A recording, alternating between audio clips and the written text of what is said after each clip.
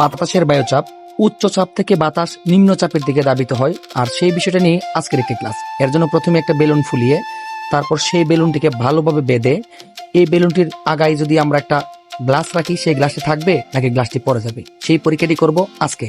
এর জন্য প্রথমেই এক টুকরা কাগজ নিয়ে সেই কাগজে আগুন দিয়ে কাগজটিকে দিয়ে দিলাম একটি গ্লাসের মধ্যে। তখন গ্লাসে আগুনের তাপে নিম্নচাপের সৃষ্টি হয়। তখন আমরা যখন এর উপর বেলুনটাকে ধরি, তখন উচ্চ চাপের জায়গা থেকে যত বাতাস আছে সবগুলো নিম্নচাপের দিকে দাবিত হতে থাকে। এইভাবে দাবিত হতে হতে এক পর্যায়ে উচ্চ চাপের বাতাসগুলো বেলুনটিকে ভিতর দিকে একদম প্রবেশ করে দেয়, যার কারণে এর মধ্যে একটা সাকশনের সৃষ্টি হয়। আর তখন আমরা বেলুনটিকে ধরে ছেড়ে দিলেও যদি পরে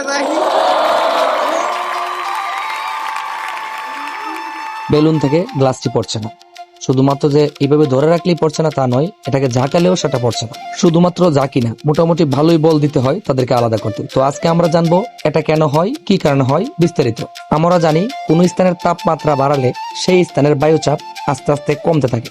তাই আমরা এক টুকরা কাগজ নিয়ে সেটার মধ্যে যদি আমরা আগুন দিয়ে এর মধ্যে দেই, তার বায়ুচাপ কি হবে? কমবে।